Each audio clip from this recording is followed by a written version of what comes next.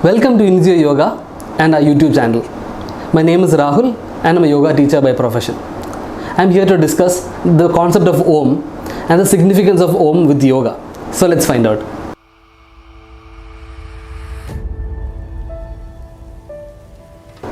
Om is one symbol that was used throughout the Indian tradition. And we'll find out what the meaning is. The authentic definition of Om is mentioned in a classical textbook called the Mandukya Upanishad. It says like this: Om ityedadaksharamidam sarvam tasyopavyakhyanam bhudam bhavad bhavishyadadi sarvam ongara eva yachanyatra galadidam tadapyongara eva. The meaning goes like this: Om ityedadaksharamidam sarvam. The Om is one symbol that represents everything that you can find around. By everything, it clearly defines anything that's in the past, that's in the present, and anything that's supposed to happen in the future. Everything is represented by a symbol, something like the symbol infinity in mathematics. But wait, before that, why should I quote some kind of a sloga that's mentioned in a classical textbook? In yoga, there's a method by which you'll understand whether you need to believe in something or not. It's called pramana. In yoga, there are three pramanas: Pratyaksha, Anumana and Agama.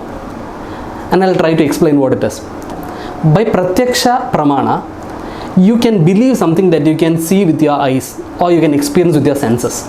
Say for example, you have a candle in front of you. You've got a flame. Why do you believe that there's a flame? Because you can see it, as simple as that. Imagine you can see smoke on top of a mountain. How do you know that there's fire? Because I have seen fire and smoke come together. So I assume that there's fire when I see smoke. That is called Anumanam Pramana. There are certain situations where you don't really see, you don't have enough knowledge to assume, but still you have to believe. What's an example? We have learned that everything that you see around is made of protons, electrons and neutrons.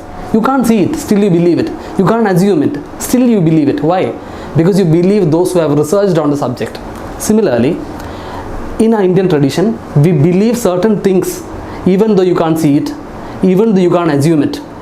But you believe those people who have said it, and you believe those people to be knowledgeable people. That is known as Agama Pramana. These are the three pramanas in yoga. So according to Agama Pramana, so what are we here to find out? We are here to find out the meaning of Om.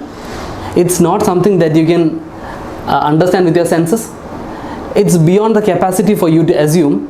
And what is it that you've got? So we are up to the third option: believe something that's prescribed in the ancient textbooks.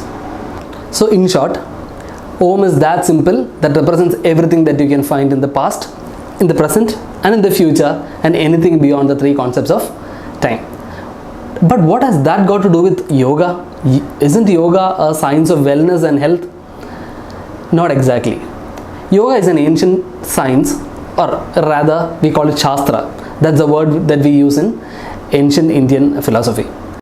The authentic textbook of yoga is Patanjali Yoga Sutra, and it mentions a concept of Ishvara. So what is Ishvara? Ishvara is the direct translation of the word God, but it's a little bit different from the concept of God that we already know.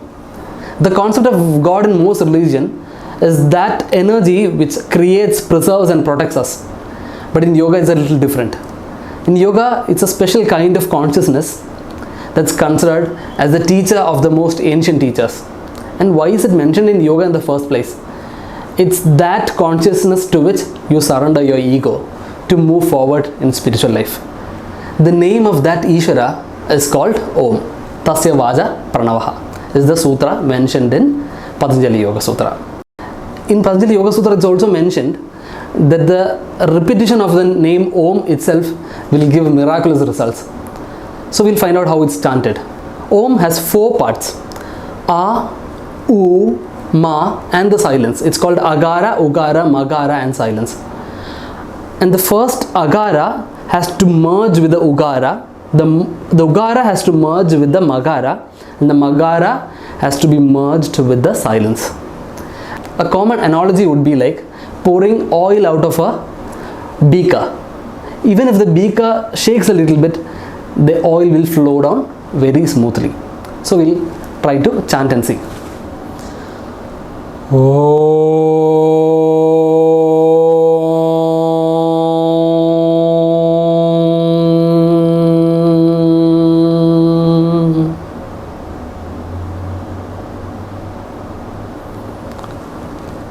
So that's it for now.